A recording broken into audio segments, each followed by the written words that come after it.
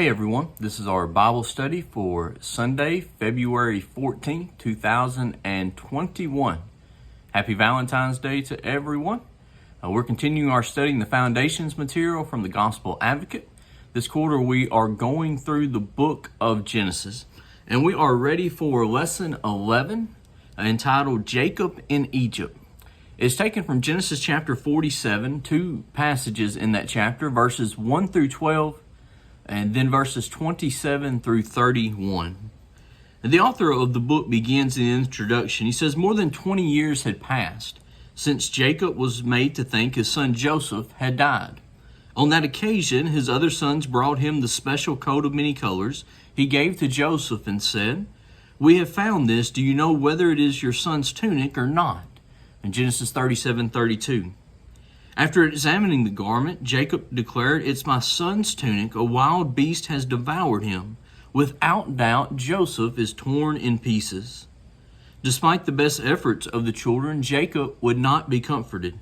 Instead, he said in verse 35, "For I shall go down into the grave to my son in mourning." Jacob sincerely believed Joseph was dead, but he was wrong. We noticed a few lessons ago this idea here. So many point to sincerity as proof in religion that something is okay. And that if you do something sincerely, if you worship a certain way, as long as you're sincere in that, then it is accepted by God. But we see here with Jacob that we can be sincere in a belief and we can be wrong. If that belief is not based on truth, then it can be wrong. And that's what we see here in Jacob. His belief that Joseph was dead was sincere. But the problem with that belief is it was not based on truth. It was based on a lie. The brothers had deceived him. And so although he was sincere, he was wrong. And it's possible in religion for us to be sincere in our beliefs. But friends, if those beliefs are not based on the truth of God's word, if someone has told us this to be true or has twisted scriptures to make this seem true, we can be sincere in that belief, but we can still be wrong.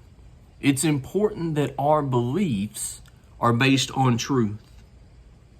When the brothers returned to Canaan after Joseph revealed himself to them, they told Jacob, "Joseph is still alive, and he is the governor over all the land of Egypt."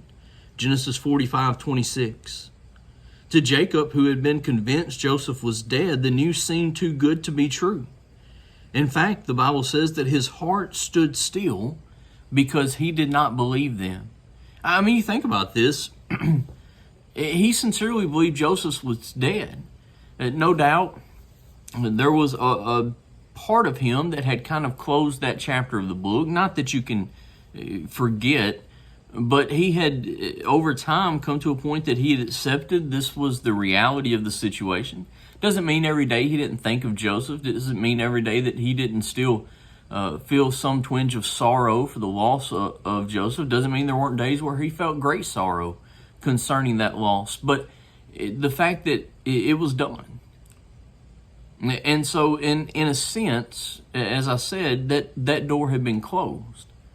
Doesn't mean that he forgot or stopped loving or stopped, that hole wasn't there in the loss of Joseph. But that was done. And so no doubt when he heard these words, yeah, his heart would stand still. This doesn't seem like it's something that was possible. Nevertheless, both their testimony and the gifts they brought from Egypt supported their claim. Consequently, verse 27, the spirit of Jacob their father revived, and he declared, "It is enough. Joseph my son is still alive. I will go and see him before I die." Regarding his resolve, Hamilton wrote, "Now convinced that Joseph is alive, Jacob resolves to go down to Egypt immediately. He suggests the possibility that his time is growing shorter. If he waits too long, advancing age or death will prohibit such a voyage. This is too touching a moment for Jacob to say, 'Your brother Joseph is still alive.' He says, 'My son Joseph.' That's how he speaks of the boy whom he has not seen for so long."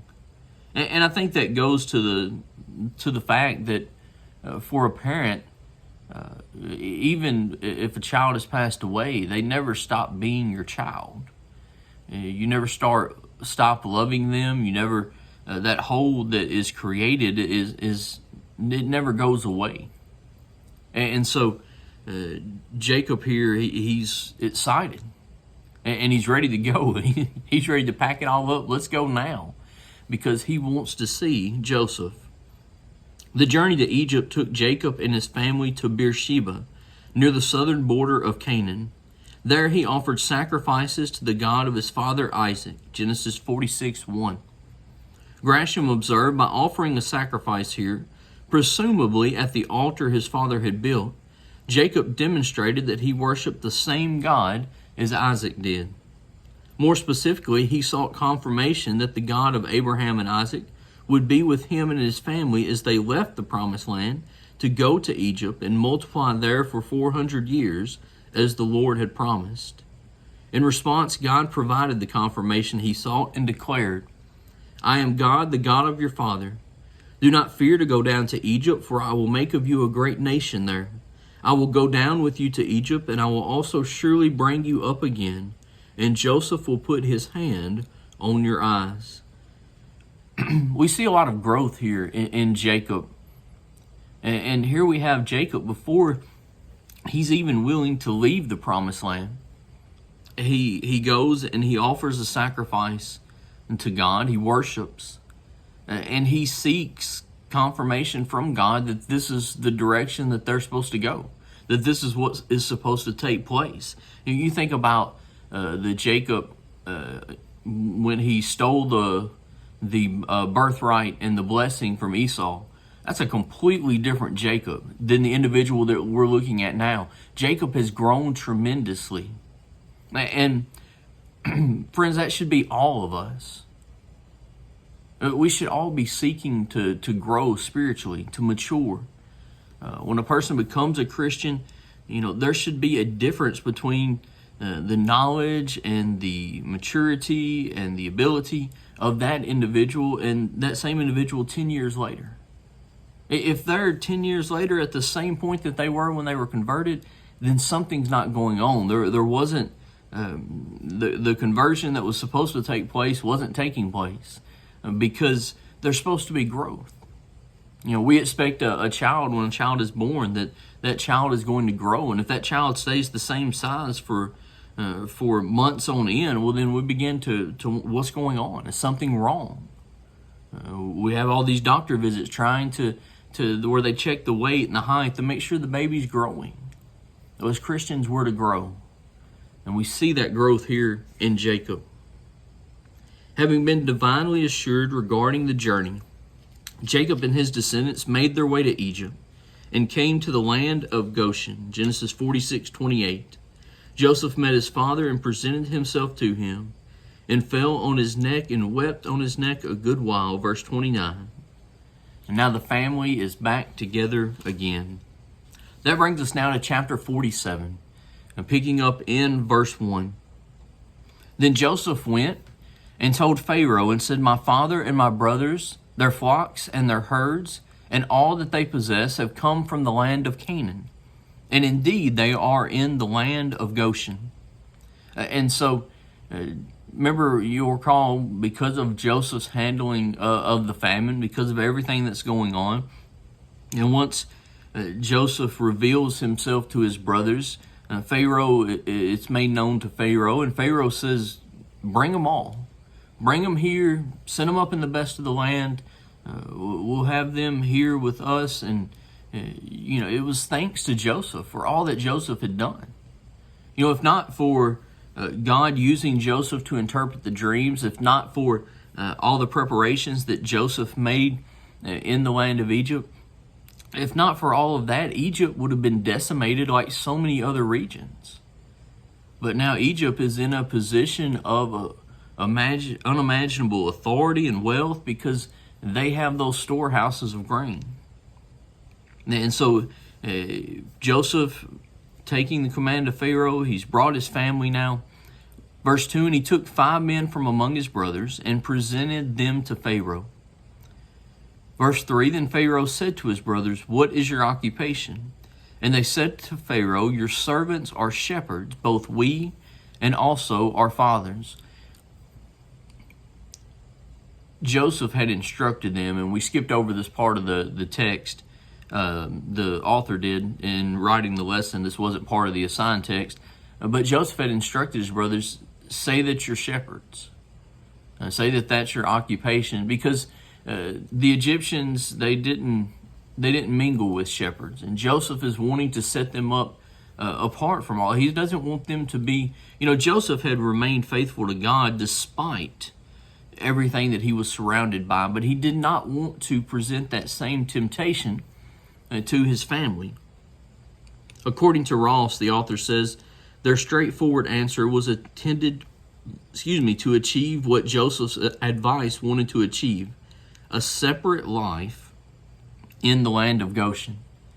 It's interesting when you read that and you think about that, the idea that as Christians we live a separate life than the world. We talked about this on Wednesday night for just a minute. We live in the world, but we're not to be of the world. And while they would, live in the land of Egypt, they would be separated from them in the land of Goshen. And of course, as you read through the book of Exodus, that comes into play. The plagues that were affecting Egypt were not affecting the land of Goshen. And so this has been Joseph's plan, and no doubt he had been directed this way by God, I'm sure. But Joseph has given them advice, and we're going to see that advice pays off. Verse 4, and they said to Pharaoh, we have come to dwell in the land because your servants have no pasture for their flocks, for the famine is severe in the land of Canaan. Now therefore, please let your servants dwell in the land of Goshen. Then Pharaoh spoke to Joseph, saying, your father and your brothers have come to you. The land of Egypt is before you. Have your fathers and brothers dwell in the best of the land. Let them dwell in the land of Goshen.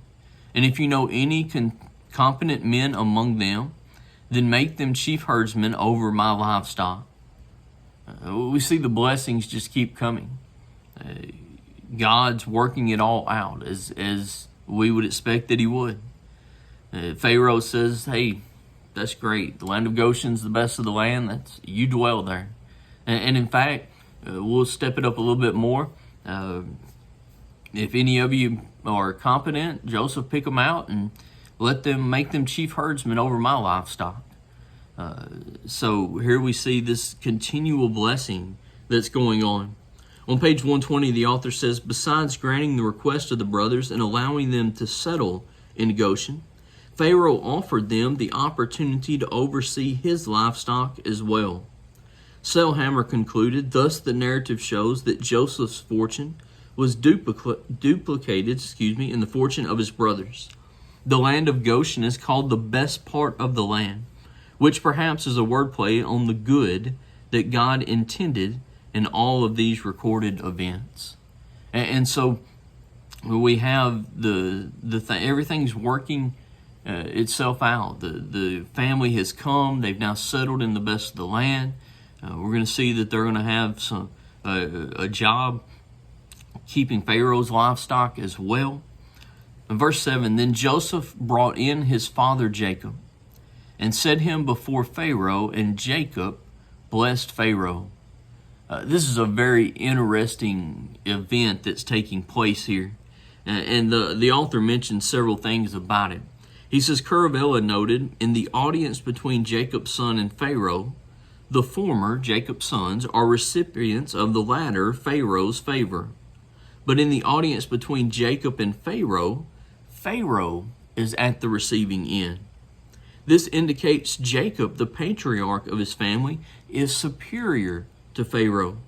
After all, he is part of the lineage through whom God intended to bless the world. And so we have an interesting dynamic that's set up here because, Pharaoh with the brothers, Pharaoh was blessing them. He blessed them with the land of Goshen, blessed them with one of them being the chief herdsman over his livestock. And so he's blessed them by bringing them there. And so Pharaoh is the one that is blessing them, showing that Pharaoh is the greater. The greater blesses the lesser. Well, here in this exchange between Jacob and Pharaoh, we have Jacob blessing Pharaoh, Jacob, showing that he's the greater to Pharaoh being the lesser. In verse 8, Pharaoh asks a question of Jacob. Pharaoh said to Jacob, "How old are you?" In the book, according to Steinman, Pharaoh's question concerning Jacob's age confirmed Jacob's superior status, since the aged were held in high esteem in the ancient Near East. In the ancient Near East, during this time when this is all taking place, those who were older were respected, and as the author says, they were held in very high esteem. And so Pharaoh's curious. No doubt Jacob at this age shows some of his age, and so he's curious, how old are you? And Jacob said to Pharaoh, "The days of the years of my pilgrimage are 130 years. Few and evil have been the days of the years of my life, and they have not attained to the days of the years of the life of my fathers and the days of their pilgrimage." And so Jacob lays out that, he's been alive for 130 years, and that, there's been a lot of difficult and bad things that have happened during those 130 years. And even though he's been alive that long, he says that's not even the length of life that some of my forefathers lived. The author says, although he lived many years, Jacob said his time did not compare to his father's. The term pilgrimage in the New King James Version is also translated sojourning in the ESV. By using this term, Jacob indicates his belief in something beyond this life. He says these days, he talks about the days being the years of his life, his pilgrimage, or as was mentioned, the ESV translates that sojourning. In other words, his time here on earth, this is not the end. This is not the destination. And friends, we need to remember that. This world is not our home. As we sang the song from time to time, this world is not my home, I'm just a passing through. Let's make sure that we live that way, that we recognize this world is not our eternal home. And so all the difficulties, the problems, just everything that goes on, we could sit here and just write out a list of all the difficulties and the problems that are in the world today and that we face collectively, and then those things that we face personally. But we need to remember this world's not our home. This is not the destination. Destination is heaven. That's where we're going. And this is just a temporary place until we reach that heavenly home. In verse 10, so Jacob blessed Pharaoh and went out from before Pharaoh. And Joseph situated his father and his brothers and gave them a possession in the land of Egypt, and the best of the land in the land of Ramesses, as Pharaoh had commanded. Then Joseph provided his father, his brothers, and all his father's household with bread, according to the number in their families. The author says, commenting on this blessing, Kissling wrote, in normal circumstances, this might not be such an extraordinary thing, given Joseph's position and the power and wealth that is implied.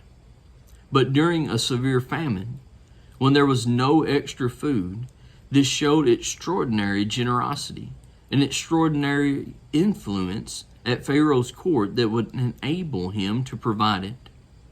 Joseph's family did not starve. Instead, they prospered. There's the hand of God.